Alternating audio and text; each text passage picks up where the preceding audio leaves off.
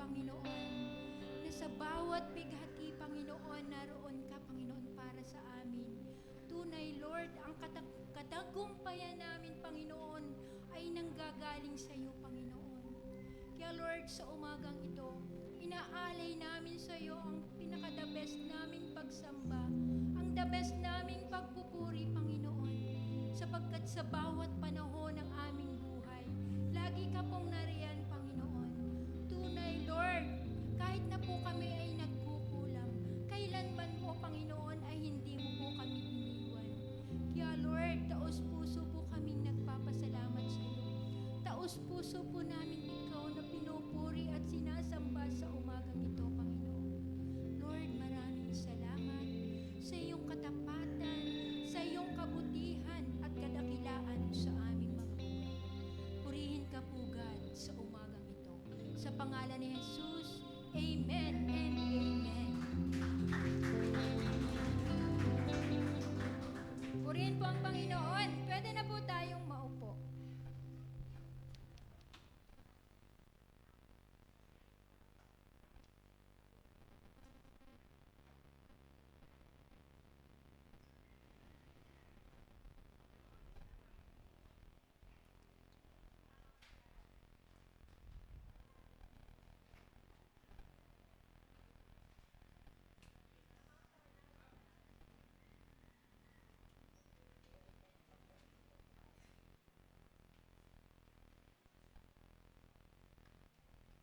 Kaya mo sa kanan. Okay. Okay. Hello, Mike Chess. Good morning po. Magandang umaga po sa inyong lahat. Tayo po ay mag-pray mo muna. Pray po muna tayo, no? Lord, we thank you for this morning that once again, we can come to your house and worship you, Lord. Panginoon, pagpalain niyo po yung aming gawain ngayon at sa pag-aalaala po namin, Panginoon, sa inyo. At ang Santong Espiritu ang kumilos sa aming kalagitnaan sa pagdadala at paghahatid ng iyong banal na salita. Ito po aming dalangin sa pangalan ni Jesus. Amen.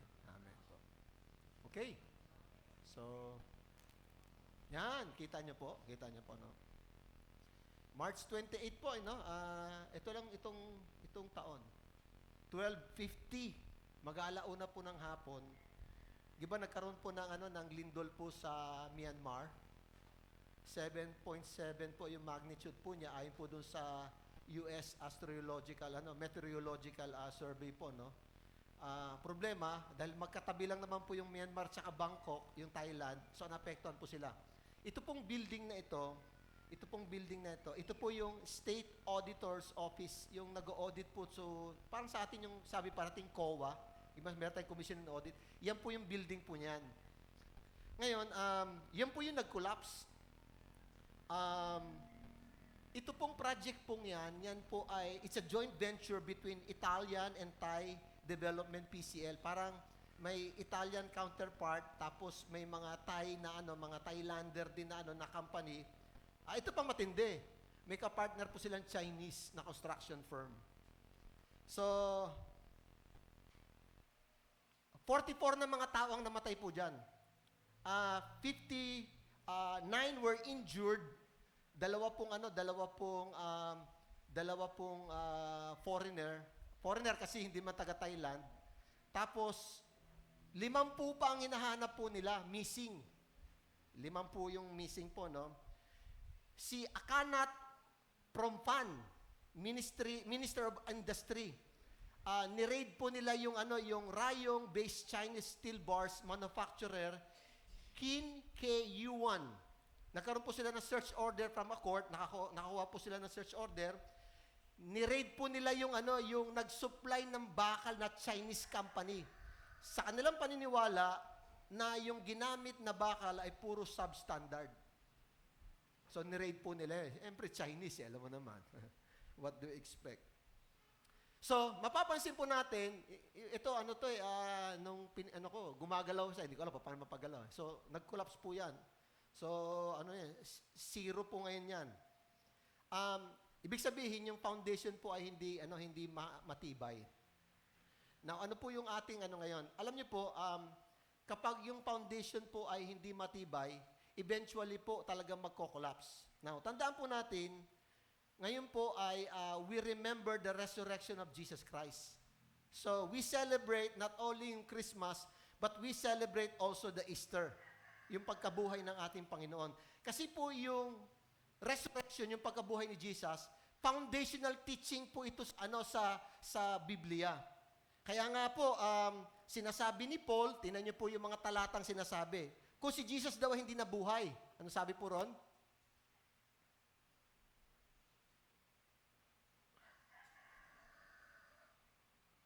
First Corinthians 15:14, if Christ has not been raised, our preaching is useless, and so is your faith. Sa Tagalog po, no? Kung si Kristo ay hindi muling binuhay, walang kabuluhan ang aming pangaral at walang katuturuan ang iyong pananampalataya. Sipin niyo po, no? Diba? Sabi po, nagkaroon po ng debate. Napanood ko po yung debate. Ang kalaban po nila mga Muslim. Laban po sa mga Christian. Ang sabi po nila, ganito, kung si Kristo'y Diyos, si Kristo'y Diyos, di ba sabi doon? Friday, 3:00 ng hapon, namatay po siya. Namatay siya, sabi ng mga Muslim, no? Nabuhay siya nung Sunday, Easter. Kaya nga, no? Kaya nga, we do not celebrate church on Saturday. Nalipat po siya mula nung Sabat na Saturday, nalipat po siya ng Sunday, kasi in commemoration, pag-alaala po sa muling pagkabuhay ni Jesus. Sabi ng mga Muslim, kung si Kristo ay Diyos, namatay po siya, no? Nung Friday, sino ang naging namahala ng buong mundo mula nung Friday ng hapon, 3:00 hanggang madaling araw ng Sunday. Kasi Sunday siya nabuhay. So sabi niya, paano ngayon yung mundo? Well, actually po, napakasimple po nung tanong. No? Kasi una-una, maliho yung tanong. Kasi ganito po yan. Ang Diyos, bago pa po nung nilikha ang lahat, sabi po sa Genesis chapter 1, ang original na estado ng Panginoon, siya po ay Espiritu. Di ba? Espiritu po siya eh. Nung pagdating lang po sa Matthew, na ang Diyos ay naging tao kasi pinanganak po siya. Ang tanong po nila, sino na mahala? Actually po, ang namatay, yung inilibing, yung kanyang katawang lupa. Pero bumalik po siya sa original niyang estado, na Espiritu. Kasi yun naman talaga yung kanyang original na nakatayuan eh. Yung pagkakaroon ng tao, yung pagkakaroon ng katawan, yun lang po ay kinuha lang po niya para nga po ibigay ang sarili po niya. So wala pong naapektuhan. Naintindihan po ba niyo? Wala naman naapektuhan eh. Kasi originally, bumalik lang po siya sa original estado bilang Espiritu. So dito, makita po natin, kahit nung namatay si Jesus, wala namang naapektuhan eh. Ganon pa rin po. Bumalik lang po siya sa kanyang original na estado bilang Espiritu. Ngayon, kung si Kristo daw ay hindi nabuhay, sabi ni Paul, no? Walang kabuluhan ng ating pangangaral, ito wala na tong silbi. At maging yung pananampalataya ay wala din kabuluhan. Sabi po sa 1 Corinthians 15:17-19, if Christ has not been raised, your faith is futile. You are still in your sins. Then those who have fallen asleep in Christ are lost. Yung mga fallen, yung mga namatay. If only for this life we have hope in Christ, we are all people most to be pitied. Sa Tagalog po yan, at kung hindi muling binuhay si Kristo, kayo nananatili pa sa inyong mga kasalanan. At walang katuturuan ng iyong pananampalataya. Hindi lamang iyan, lilitaw pa na ang lahat ng namatay na sumampalataya kay Kristo ay napahamak. Kung ang pag-asa natin kay Kristo ay para lang sa buhay na ito, tayo nang pinakakawawa sa lahat ng tao. Isipin niyo po yun, yung Diyos na matay. Of course, hindi naman yung Diyos na namatay. No? Pero gano'n ang kanilang pananaw. Kaya nung nabuhay, sabi niya, kung si Jesus Christ, kaya nga foundational teaching po ito, no? Kung hindi nabuhay muli ang Panginoon, sabi niya, yung mga namatay na nauna na nagtiwala sa Kanya, sorry na lang sila. Wala nang pag-asa. Ay namatay sila eh. Hindi naman sila. So si Jesus, wala palang kakayanan sa kamatayan. Hindi nga ho, ganun eh. Kaya ngayon pong umaga, we celebrate Easter. We celebrate the resurrection of the Lord. Kasi ito po yung ito na po yung isa sa mga foundational teachings po sa Biblia. Na kung si Kristo hindi nabuhay, ano sabi niyon? Pinakakawawa na tayo. Wala tayong pagkakaiba sa ibang religion. Si Buddha, ano yung sinimulan niyang religion? Buddhist. Sinimulan lang niya yun. Namatay naman siya hanggang ngayon, doon pa rin naman, patay. Si Jesus lang po ang nagsimula ng isang gawain na kung saan nag-claim. Siya lang po yung nagsasabi na siya'y namatay at muling nabuhay. Other than that, wala na po kayong makikitang mga religion na nagsasabi niyan. Di ba? So ngayon pong umaga, so we celebrate, kaya nga, binabati ko po kayo, nadito po kayo, kasama po kayo sa pagdiriwang po natin ng muling pagkabuhay ng Panginoon. Kasi hindi lang po tayo nagse-celebrate ng Christmas, we also celebrate the resurrection of the Lord. Kaya ngayon pong umaga, patutunayan po natin mula sa Biblia na si Kristo po ba talaga yung nabuhay maguli. Yan ang sinasabi ng Biblia. Kasi sabi ni Paul, pinakaawawa na ang tao na, biruin mo, kamatayan hindi niya na-solve. Ay, yun pa naman yung pinakamatindi nating kalaban. Diba, no? Isang araw po mga kapatid, ako po personally, ang dami ko na pong natin na funeral service, marami na po natin na yung paglilibing, ang dami na po. May nakita nga po, minsan may natinan po ko, ang init, mga alauna ng tanghali. Iyak na iyak yung tatay. Pinabuksan pa yung kabaong. Oh, talagang sabi ko, grabe. Ay, ako po yung kami po yung hinalikan. Oh, talagang sabi ko, grabe, matindi. Siguro sa awa po yung anak ko bata pa. Meron din po yung napakaliit, baby pa lang, kapapanganak, 3 araw pa lang. Oh. Ay namatay yung bata, nakakahawa yung sakit. Grabe po yung wala pong pumunta. Wala pong pumunta. Kasi nga yung sinabi ng doktor, sinild po siya, sinild yung bata, sinild. Hindi ho niyo pwede ito buksan. Wala hong nakipaglibing. Sa awa ko po ako pumunta, sinisilip-silip kung gano'n. Sabi ko, ano kayo nangyari? Nakita ko, Pastor, halika muna, ipag-pray mo muna. Nako, napapunta na rin po ako. So, dito po mga kapatid, makita po natin na yung Biyernes hanggang Sabado po, ito po ay napakalungkot na panahon ng mga disipulo, ng mga alagad ng Panginoon, kasi si Jesus po ay namatay. Pero tandaan po natin na ito naman po ay kanyang sinabi pa nung una doon sa kanyang mga alagad, sa mga taong sumusunod sa kanya. Ngayon, titingnan po natin, ano po ba yung mga pruweba, historically po, no? Kung bakit masasabi natin na buhay ang Panginoon magmuli. Okay. Tandaan po natin, ito pong, yung pag-aaral po, more on historical proof. Historical po siya Bibigyan ko ng example. Tayo po naniniwala kay Jose Rizal. Hindi naman natin siya nakita, di ba? Pero naniniwala tayo na buhay siya. Paano natin nalaman? Well, pumunta ka doon sa National Museum. Nadong kasi yung kanyang mga sinulat So, nadama yung mga sinulat mga libro patungkol sa kanya. Pero hindi natin siya nakita. Pero naniniwala tayo na may Jose Rizal. Di ba ganon? Wala naman nakakita sa atin. Meron po ba? Wala. As in, wala talaga. Anong pinagbabasihan po nila? Mga kasulatan. Ito po ay mga dokumento na kung saan, bagamat noon pa, pinag-aaralan nila at sinasabi, ito'y sulat ni Rizal. In fact, pinag-aaralan pa nga natin sa school. Ano yung 2 libro na kanya sinulat? Yung Noli Me Tangere at saka El Pili. Diba, no? Hindi ko alam, high school pa ba yun? Tinuturo pa ba yun? Hanggang ngayon, no? Parang, ewan ko, 3rd year yata kami noon, parang ganon. So, pinag-aaralan pa rin, sa Pilipino po yun, no? So, diba? So, makita natin, wala nang Rizal, pero bakit tayo naniniwala? Kasi may mga documents may mga kasulatan. So, historical po ang approach. Ang approach po, hindi pwedeng scientific. Kasi wala namang experiment po dito. Kasi scientific experiment ang gagamitin mo. So ngayon, titingnan po natin, mula po sa Biblia din, kung paano po natin masasabi na si Kristo po ay nabuhay maguli. Number 1 po, yan. Siya ang Panginoon na buhay. Number 1 po, yung empty tomb.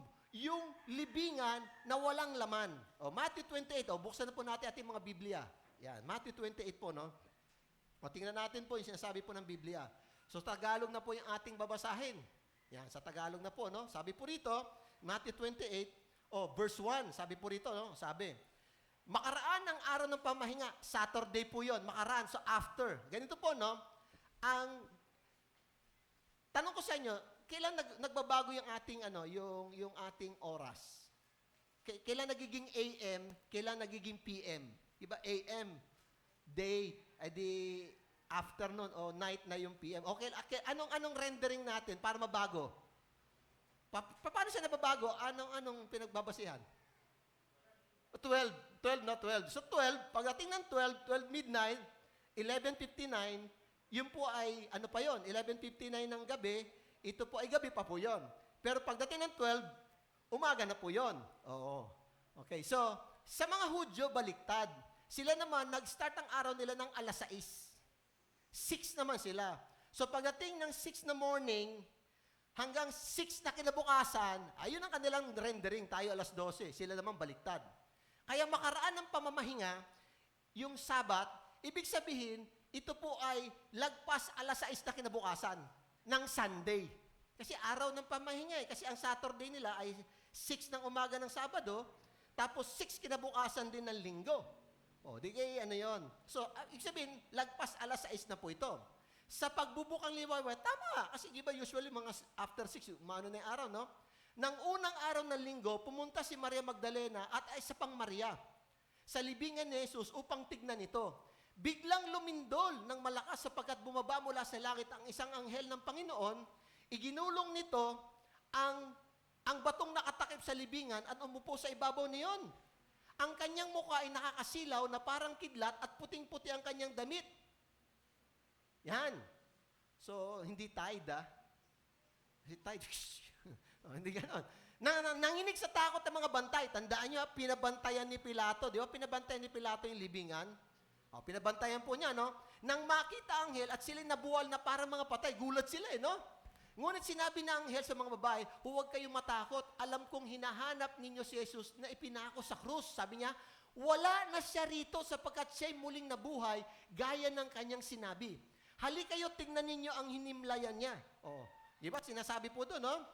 Sabi po doon, challenge. Sabi niya, magmadali kayo at ibalita sa kanyang mga alagad na siya muling nabuhay. Mauna na siya sa inyo sa Galilea. Makikita ninyo siya roon. Iyan ang balitang hatid ko sa inyo. Diba? Nung pinanganak si Jesus, angel din na nagsalita. Diba? Nung muli siya nabuhay, angel pa rin yung nagbalita. At dali-dali silang umalis sa libingan na may pagkahalong takot at galak at patakbong pumunta sa mga alagad upang ibalita nangyari. Ngunit sinalubong sila ni Jesus at binati, lumapit sila sa kanya, hinawakan ng kanyang mga pat, sinamba siya. Sinabi sa kanila ni Jesus, huwag kayong matakot, humayo kayo at sabihin sa mga kapatid ko na pumunta siya sa Galilea at makikita nila ako roon. So makita po natin mga kapatid ganito, no? Ang una pong mga evangelist, ang una pong mga tigapagbalita ay mga babae. Kasi sila yung unang pumunta po doon, no? So sila po yung eyewitnesses, mga testigo po sila nakita nila na wala nga si Jesus, no? So, ang sabi po ng Biblia, na yung walang laman na kabaong, walang laman na libingan, hindi kabaong pala, walang lamang na libingan, ay nakita sa pamagitan po ng patutuon ng mga babae. Di ba? Mga eyewitnesses po yan, no? Ngayon, kung talagang meron laman doon sa libingan, halimbawa, di ba, alam niyo yung ginagawa ng mga tao ngayon? Kapag meron daw na banal na nakalibing doon, anong ginagawa ng mga tao? Diba? Mga santo, nakalibing doon, anong ginagawa ng mga tao? Sinasamba. Ginagawang ginagawang ay, nadyan nakalibing. Di ba ganon? Kaya nga, may mapupuntahan kayo na pinreserve daw yung katawan. Hindi raw nabubulok yung katawan. Mga kapatid, kung totoo na si Jesus ay nadoon pa rin sa loob, maniwala po kayo, baka hanggang ngayon, baka nagtayo na sila dyan na simbahan sa mismo libingan ni Jesus. Tapos ang ginagawa nila doon sa katawan, iniikot-ikot. Di ba giniikot-ikot yun? Dinadala ko saan-saan. Sige, makita nyo nandito. Wala nga po Di ba? Wala nga pong laman. So, unang-una mga kapatid, ang sabi po ng Biblia, tandaan po natin, pinabantayan ni Pilato yung libingan. At ang sabi po ng salita ng Diyos, kasi itong mga Pariseo, yung mga kalaban ni Jesus, sabi niya, nako, yung taong yan ay mandaraya. Lolokohin nila. Baka yung pagkamatay niya, at lalo yung pagkabuhay niya, mas malaking malaking issue. Pabantayan niyo po. At ang sabi ng salita ng Diyos, nilagyan nila ng selyo ng gobernador. Mga kapatid, noong unang panahon, walang nakikialam doon sa selyo ng gobernador. Kasi po, parang FBI ang mga Romano. kilala nila at malalaman nila kung sino makikialam dyan. At alam niyo po ba, kamatayan ng kaparusahan pag ginawa nila yan. So walang pwedeng makailam, kaya may mga sundalo eh. Mapapansin po natin, sabi po ng Biblia, na sila po'y natakot po sila, no? Bakit na sila natakot? Wait, paatras nga ng konti. Yan. Kasi nga po, merong may anghel na dumating, tapos yung mga bantay, ay sila po ay natakot. O, para sila, nabuwal daw sila eh. No? Nabuwal po sila. Alam niyo po, sabi po ni George Curie, sabi po niya, the punishment for quitting the post was death. Kapag ang sundalo, pinabayaan nila ang kanilang trabaho nung panahon ng Romano, kamatayan ng kapalit, sila ipinapalit po doon. Kaya imposible na iwan po nila yung lugar. So hindi po pwede. Sabi nga ni Paul Altao, sabi po niya,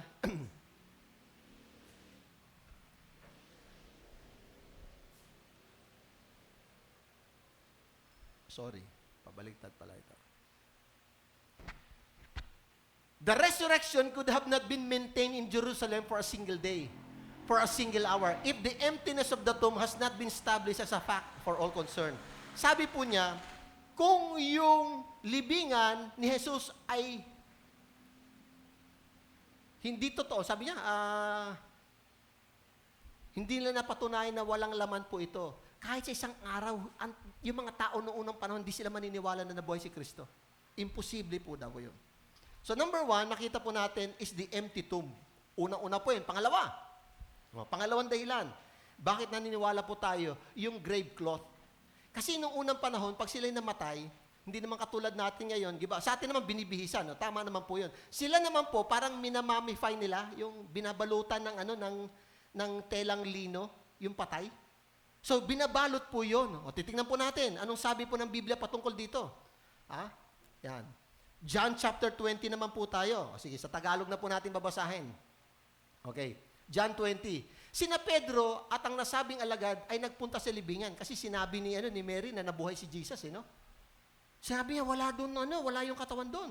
Kapwa silang tumakbo, ngunit si Pedro yung naunahan ng isa. Sino kaya tong alagad na to na isa? Dalawa sila eh. Sino kaya to? Ito po si John the Beloved, si Juan. Yung nagsulat po ng Juan. Yumuko ito, at sumilip sa loob ng libingan, ngunit hindi pumasok. Nakita yung nakalagay doon ang mga telang lino. Nang dumating si Simon Pedro, tuloy-tuloy itong pumasok sa libingan at nakita niya ang telong lino. Yung telang lino. At ang panyong ibinalot sa ulo ni Jesus. Ang panyo ay hindi kasama sa mga telang lino, kundi hiwalay na nakatiklop sa isang tabi. Pumasok din ang alagad na naunang dumating at nakita niya ito at siya'y naniwala. Hindi pa nila naunawaan na si Jesus ay kailangang muling mabuhay ayon sa kasulatan at umuwi ang mga alagad sa kanilang mga tahanan. Grabe, naguguluhan po sila. Ang matindi dito, ang sabi po ng Biblia, isa po kasi sa sinabi, kasi itong mga sundalo, pumunta sa mga Pariseyo. Sinabi nila na may anghel na dumating. Binuksan po yung bato, yung libingan, ang bigat-bigat nun. Tapos, wala kami nakita, patay na dun eh. Ano sabi ng Biblia? Sabi ng salita ng Diyos, sinuhulan. Sinuhulan ng mga Pariseyo, yung mga sundalo, at sasabi niya, ang ikwento ninyo, dumating yung mga alagad niya ng gabi at ninakaw ang katawan ni Kristo. Yung may nasabi? At hanggang ngayon, maraming naniniwala na dumating at ninakaw. Mga kapatid, imposible. Una-una, paano nila nanakawin? May mga sundalo. Pangalawa, kung nanakawin po yun, dapat, pag dinala yung katawan, ang dadalin? Pati yung tela, dala.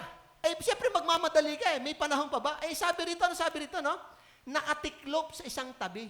Tinupi. O, anong lesson? Pagbangon, magtiklop muna. Nakatiklop Nagtiklop ba kayo? Dali ng paglabas, Maganda sabi ko, si Jesus, nagtitiklop pala. Nagtitiklop ng higaan O, tinamay katabi mo. Nagtiklop. Nakadaling na alis dito. Nakatiklop po. Hiwalay.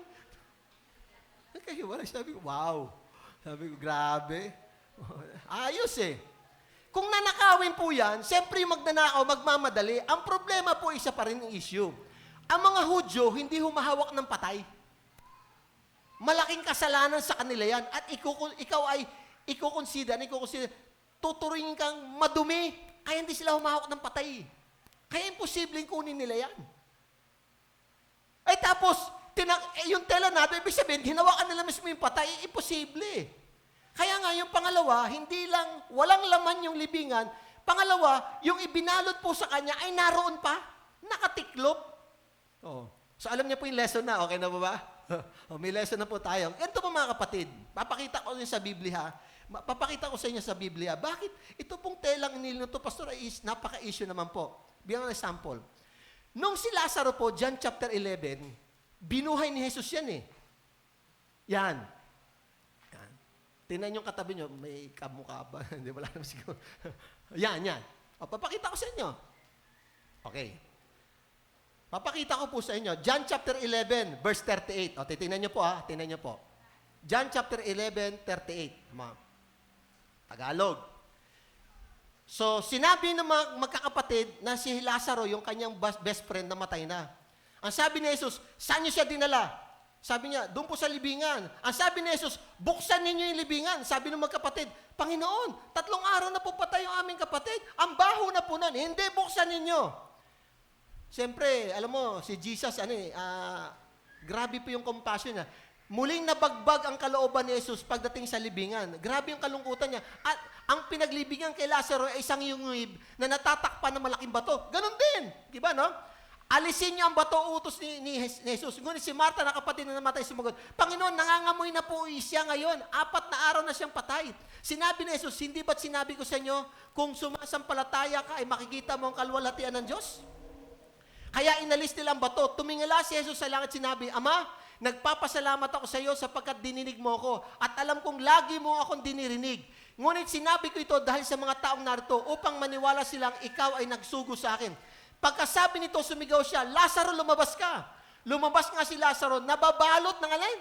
Ng telang panlibing ang mga kamay at paa, may nakabalot din tela sa mukha. Parehas lang eh. Oh, iniutos ni Jesus, nakalagan niya siya at nang makalakad siya. Nakita niyo po yun? Nung lumabas si Lazaro, balot na balot pa. Oh, ang tanong ganito, bakit nung sinabi ni Jesus, Lazaro, bumangon ka, ba't binanggit niya yung pangalan? Sige nga, tingnan ko. Bakit niya binanggit yung pangalan ni Lazaro? Tinawag niya rin sa libingan eh. Lumabas si Lazaro eh. Bakit? Okay, Leo. Ba't niya tinawag? Ba't nagbanggit siya ng pangalan? Kasi siyempre si Lazaro daw ang pabubuhay niya. Bukod doon, ano pa? Alam niyo ganito. Kasi pag sinabi niya, bumangon ka, baka lahat ng patay doon sa loob, bumangon lahat. Ay, si Lazaro naman issue niya eh. Ay, tinawag niya si Lazaro kasi baka nga magsibangon. Baka lahat na naglabas. Sino ba ito? Ay, nakasama ho kami. Sinabi niyo kasi bumangon eh. Ang point ko po dito mga kapatid, nung lumabas si Lazaro, nakabalot yung mukha eh. Ganun ba sabi? Nakabalot yung katawan eh. Parehas na parehas. Pero lumabas po siya, balot na balot pa rin siya. Ngayon, si Jesus po, mapapansin natin, wala na siya po doon eh. Kaya nga, empty. Yung telang pinambalot sa kanya, naiwan doon, nakatupi. O, tingnan nyo. Kaya nga sabi ko, mula sa Biblia, makikita po natin, nakakaiba ang nangyari sa muling pagkabuhay ni Jesus.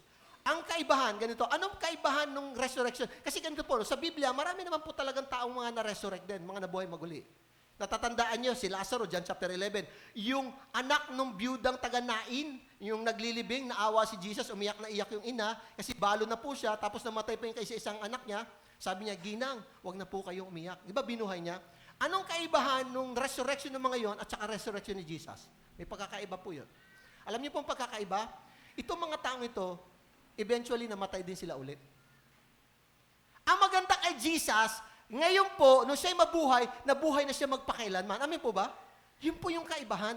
Ang point po natin dito, na yung tela, talagang kanilang ugali po yun, na yung patay, binabalot po nila. Kaya sabi nga ni Jesus, kalaganin niyo siya. Eh, siyempre nga, paano makakalakad yun? Parang nakamami siya eh. Oh. Ang point si Jesus, hindi ganon. Kasi nung dumating sila, nado na po yung tela at naiwan na po. Yun po yung pangalawa. Okay po ba? So, ano po natin? Okay. O, pangatlo po. Pangatlo po. O, pangatlo po. Pangatlo po. 500 witnesses. 500 pong mga tao ang nagpapatotoo na si Kristo'y nabuhay. O, bigyan ko po kayo ng talata. Tingnan niyo po mga kapatid. 1 Corinthians chapter 15. O, Tagalog na po. Mga kapatid, si Pablo po nagsabi, no? Ngayon, pinapaalala ko sa inyo ang magandang balitang ipinangaral ko sa inyo. Iyan ang magandang balitang inyong tinanggap at naging saligan ng inyong pananampalataya. Mabuting balita. Ano po yun? Naligtas kayo sa pamagitan na to kung matatag niyong pinanghawakan ng salitang ipinangaral ko sa inyo. Maliban na lang kung walang kabuluhan ng inyong pagsampalataya.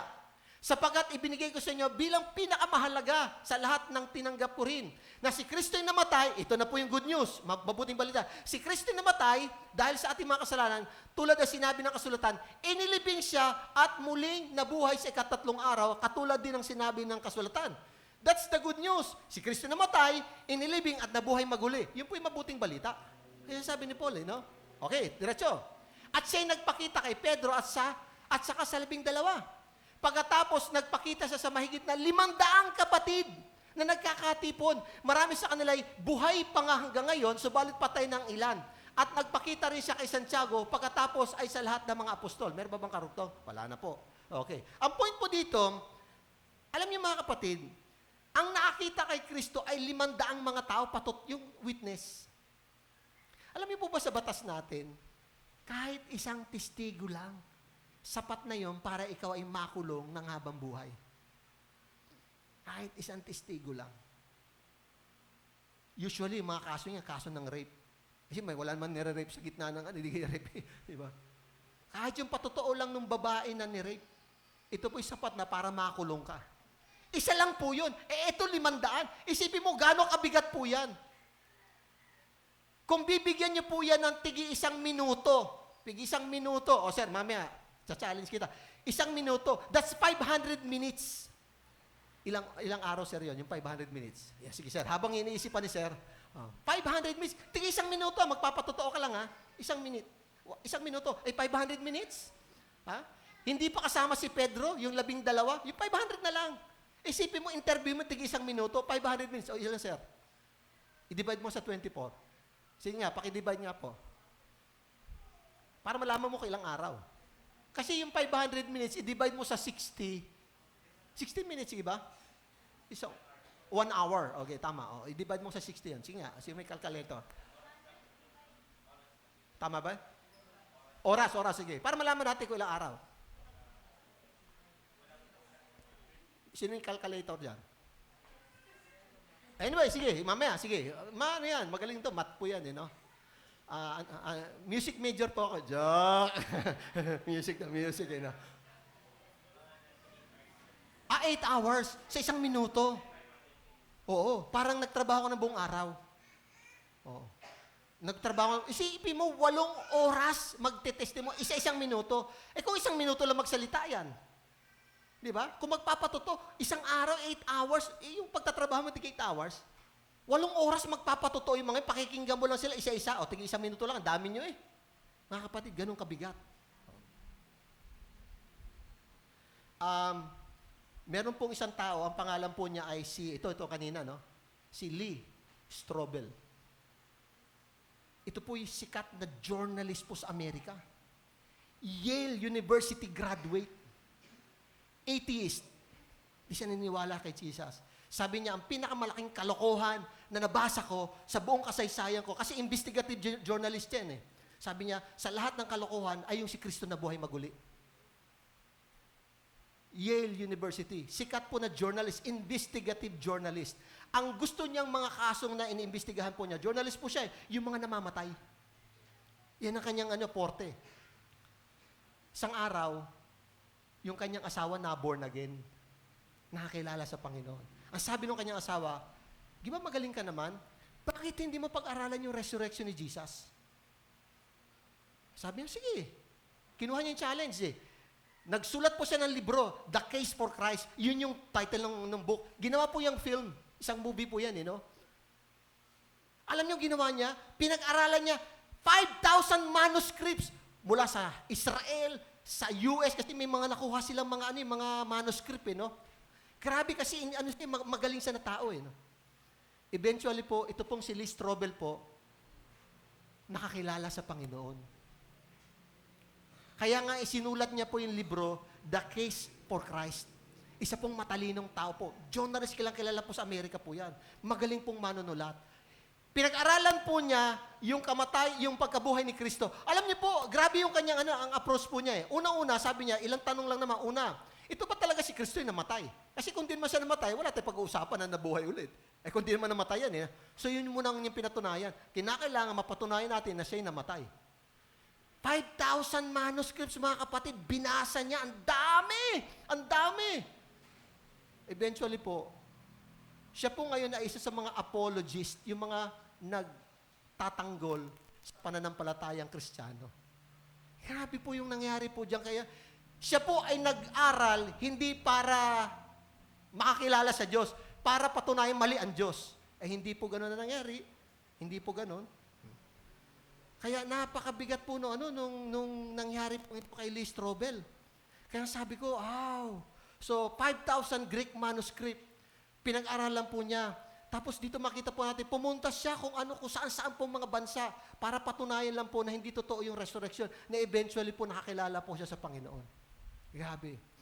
Panoorin niyo po yung film na yan, A Case of Christ. A Case for Christ. Ito po yung kaso kay Kristo. Pinakita niya po dito, paano po yung struggle niya mula sa pagiging hindi naniniwala sa Diyos, paano po siya nakakilala po sa Panginoon.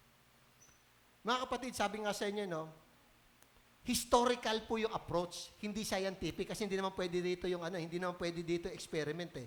Historical, kasi may mga manuscript eh. Pinag-aralan po niya lahat. Yung mga nasa Bible, tsaka hindi na po kasama sa Bible. Yung mga sinulat ng mga tao noong panahon. Pumunta siya kung saan bansa, parang patunayan na hindi totoo. Eventually, pinatunayan niya na totoo pala ang pagkabuhay ng ating Panginoon. Amin po ba mga kapatid? Kaya today, we celebrate the resurrection of Christ. Kaya isang araw mga kapatid, kung ako'y mamatay, kung kayo mamatay, isang araw bubuhayin kayo muli ng Panginoon. At nagtagumpay na si Kristo laban sa kamatayan, na kung saan ito yung isa sa pinaka-malupit nating kalaban, ang kamatayan. Di ba? Pero dahil sa Panginoon na nabuhay maguli, mga kapatid, ang kamatayan, ano na lang po yan? Para kay Jesus, simpleng bagay po yan. Hindi mo dapat ikatako. Ano sabi ni Jesus doon sa magkapatid, kay Mary at kay Martha? I am the resurrection and the life. He who believes in me, though he dies, yet he will live. Amen po ba?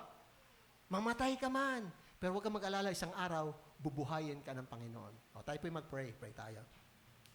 Lord, nagpapasalamat po kami, Panginoon, sa iyong salita. Hallelujah! Jesus is alive. Salamat, Panginoon, na buhay ka maguli, O God. Ito yung nagpapakita na yung pinakamatindi naming problema sa buhay, pinakamatindi naming kalaban yung kamatayan, na-solve niyo na, Panginoon Diyos, O God. Today, we celebrate your resurrection. At isang araw, Panginoon, kung kami kunin man ng kamatayan, Panginoon, hindi namin to problema. Dahil ito, Lord, ay kaya niyong solusyonan. At isang araw, bubuhayin niyo muli kami, Panginoon. Ang aming pananampalataya may katuturan, ang aming pananampalataya ay may kabuluhan, dahil si Kristo ay nabuhay maguli, Panginoon. Thank you, Lord. Salamat, Lord. Pinupuri ka namin, pinasasalamatan. In Jesus' name we pray. Amen. Palakpakan po natin, Panginoon. Yan po ang ating dulo po ngayon. God bless.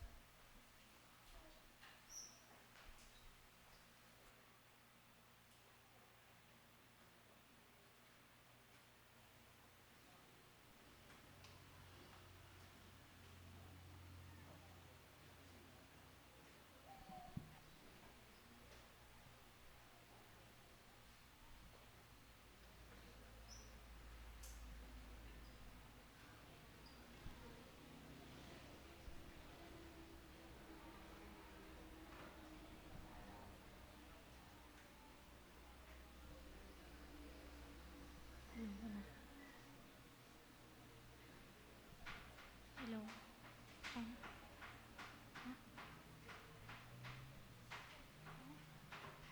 Yan, so good morning po sa ating lahat. At ngayon naman po ay dadako po tayo sa ating tithes and offering. Yan, hayaan niyo pong basahin ko po ang talata po sa Hebrews 13:16.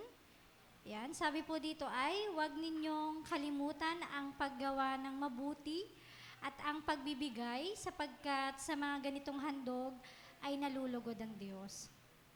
Dito po sa talatang ito, pinapakita po na ang talata pong ito ay nagpapakita po ng kalugaran ng Diyos sa ating pong pagbibigay. Hindi lamang po ito isang utos, kundi isang pagkakataon po na magbigay ng may kagalakan po sa Diyos. Ang atin pong mabubuting gawa at handog ay mga alay na nakikita ng Diyos at nagdudulot ng kasiyahan sa Kanya. Kaya po mga kapatid, encouragement po sa atin na sa bawat pagkilos po natin ng pagtulong at pagbibigay, hindi lamang po tayo nakikinabang, kundi nagiging dahilan po ito ng kasiyahan ng Diyos. Huwag po nating kalimutan na ang bawat alay, ang bawat binibigay po natin, maliit man po o malaki, ay isang pagpapakita ng ating pagmamahal at paggalang po sa Kanya. Sige po, tayo po ay mag-pray. Dakilang Diyos Ama, salamat Lord sa inyo pong kabutihan, Panginoon. Tunay, Panginoon, na ngayon po sinaselebrate namin na talagang kayo po ay nabuhay, Panginoon. Para sa amin, Panginoon, salamat Lord sa inyong dakilang pag-ibig, Panginoon. At Lord, this morning, Panginoon, sa aming pagbibigay, bigyan niyo po kami ng puso na merong kagalakan. Na hindi lamang ito isa, Lord, utos, kundi ito po ay privilege, Panginoon, na kami ay naroon yung aming pagtulong, yung pagbibigay namin, yung pagmamahal at paggalang, Panginoon, namin sa inyo, Panginoon. Lord, sa aming pong pagbibigay, kayo po yung maitaas sa aming mga buhay. Even, Panginoon, pinipipray po namin yung mga estudyante, yung mga may trabaho, Panginoon. Talagang patuloy na i-bless niyo po sila, Panginoon, even yung kanila pong mga hanep buhay, Lord.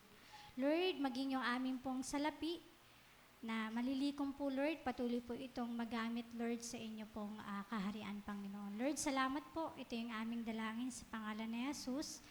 Amen. Yan, so maaari na po tayong magbigay. At para po sa GCash po, kung kayo po ay magbibigay po sa GCash, ay, yan, meron po tayong, ipa-flash mo na contact number po. Yan, so maaari na po tayong magbigay.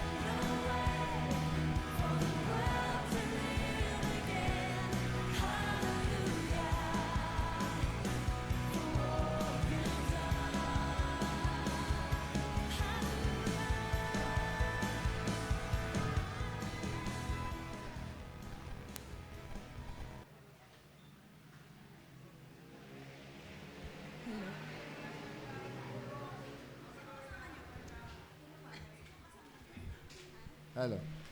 Hello po. Magandang umaga po sa ating lahat. So, tinatawagan po natin ang prayer ministry. So, kami po ay maghahandog ng natatanging awit, natatanging bilang po sa ating Panginoon po.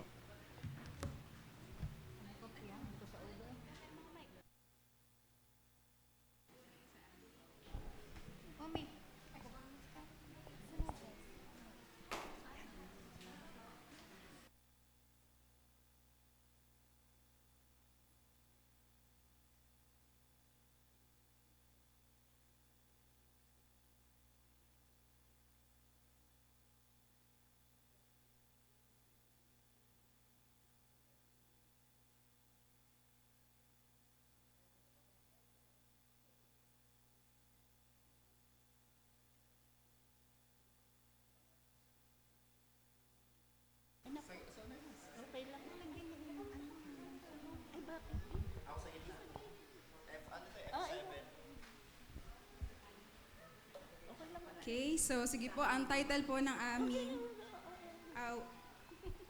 awitin po ay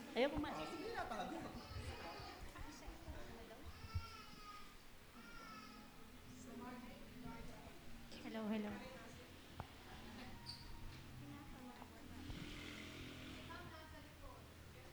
Backup singer po kami. Kaya sa likod po kami.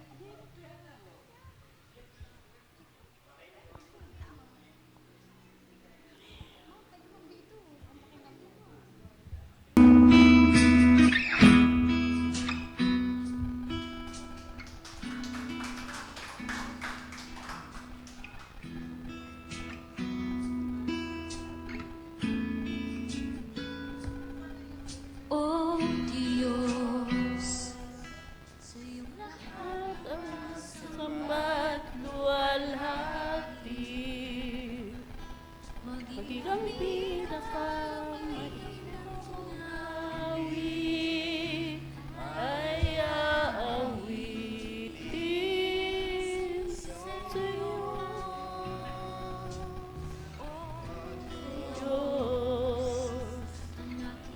Aking pagharian mo at sa aking Di naman laho anging pag-ibig sa'yo. Ano pa ba may hahandog ko liban sa buhay kong nanggaling sa'yo? Kung ano man sa sandaling ito'y tangan at mga bagay na tinuring kong yaman, hindi pa rin sapat alay na nararapat sa'yo.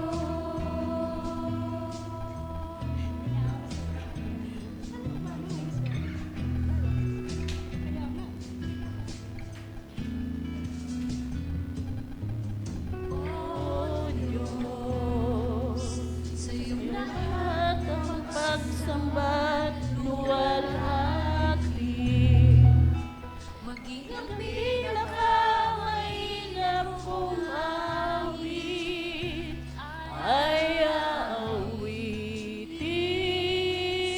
sa'yo.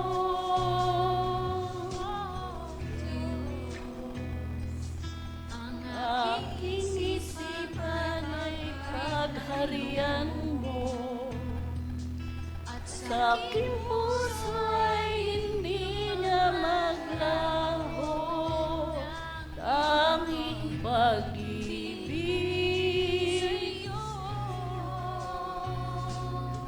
Ano pa ba ang maihahandog ko liban sa buhay kong galing sa'yo? Kung ano man sa sandaling ito'y tangan at mga bagay na tinuring kong yaman, hindi pa rin sapat sa kanyang nararapat sa'yo.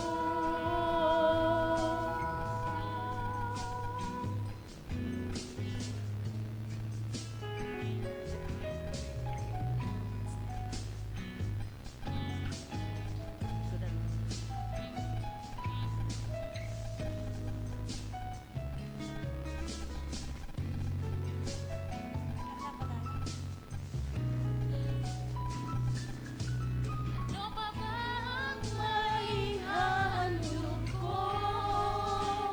Liban sa buhay kong nanggaling sa'yo. Kung ano man sa sandaling ito'y tangan at mga bagay na pinuri mong yaman, ito'y hindi pa rin sapat sa ito'y hindi pa rin sapat sa kanyang nararapat sa'yo.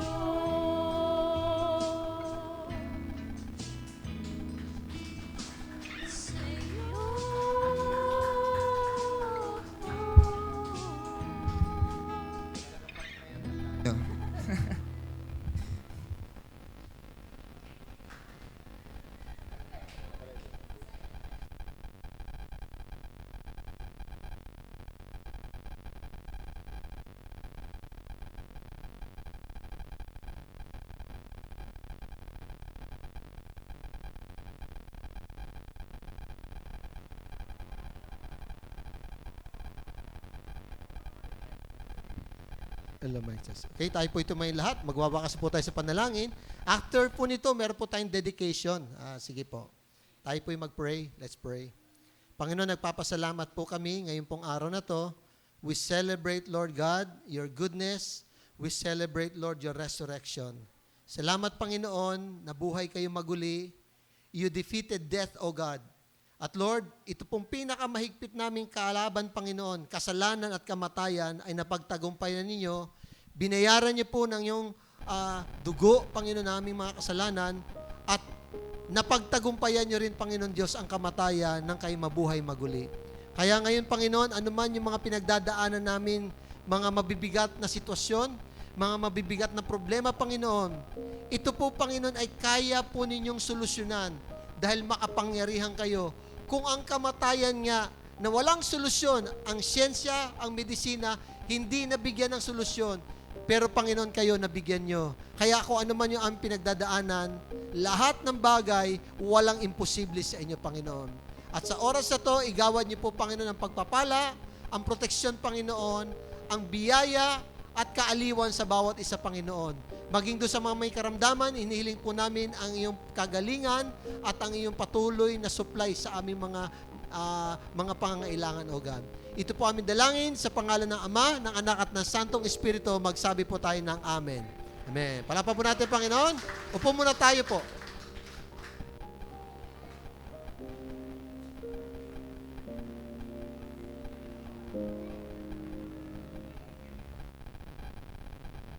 Isang mapagpalang umaga po sa ating lahat. Ngayon naman po ay dadako tayo sa ating regular announcement. Pero bago po yun, batiin naman po natin ang ating mga bisita. Mari po ba tayong tumayo si Kuya Christian Paulo G. Caballero. Welcome po. Si Ate Christine Paula Caballero. Si Ate Loren Paula Caballero po. Welcome po. Si Sean Eunice Caballero. Si Ate Jane Palisa po. Jane Palisa. Welcome po. Si Freddy Lun Gumban. Welcome po. At si Andrea Lynn Villanueva. Welcome. Yun. We hope po na makita po muli namin kayo sa mga susunod na Sunday services. At para naman po sa ating birthday po, April 25. Happy birthday! At magkakaroon po ng TMI Church outing ngayong darating na April 26 to 27. April 26 po, dito ang meet up sa TMI Tipas, 5:30 p.m. po. At April 27, no Sunday service po dito sa TMI Tipas.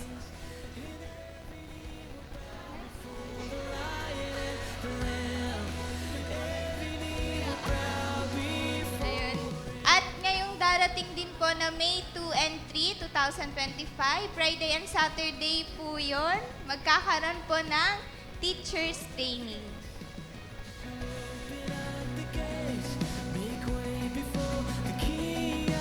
At every Tuesday po, prayer meeting po, every 5:30 p.m. po, dito po yun sa TMI Tipas. So, ina-encourage po ang bawat isa na makijoin po sa ating mga prayer meeting. Nagkakaroon din po tayo ng online prayer fellowship po via messenger group po. Every Friday po yun, 7 p.m. At nagkakaroon din po tayo ng TMI Youth Worship Service or tinatawag din po nating Ignite. Every Saturday po yun, 1 p.m. So, ina-encourage po ang bawat kabataan na makilahok po sa ating gawain ito. Ganon din po, patuloy na nagkakaroon po tayo ng campus ministry dito sa Tipas National High School po. Every Tuesday, Wednesday, and Thursday po yun. 12 p.m. Ay, bakasyon na nga po.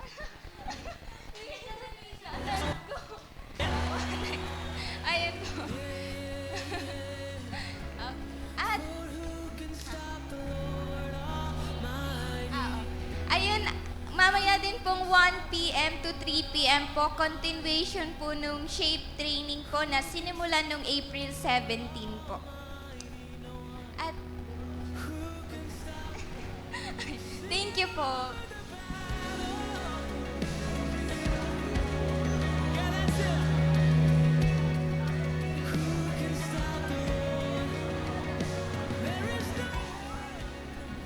Hello po. Yan. Good morning po. So, stay put muna po tayo kasi po meron tayong dedication ngayong araw na ito.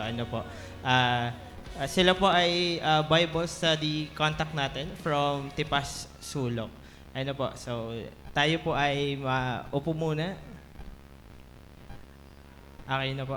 Sige po, tatawagan ko po, pastor, and yung atin pong ide-dedicate. Kasama po ng parent.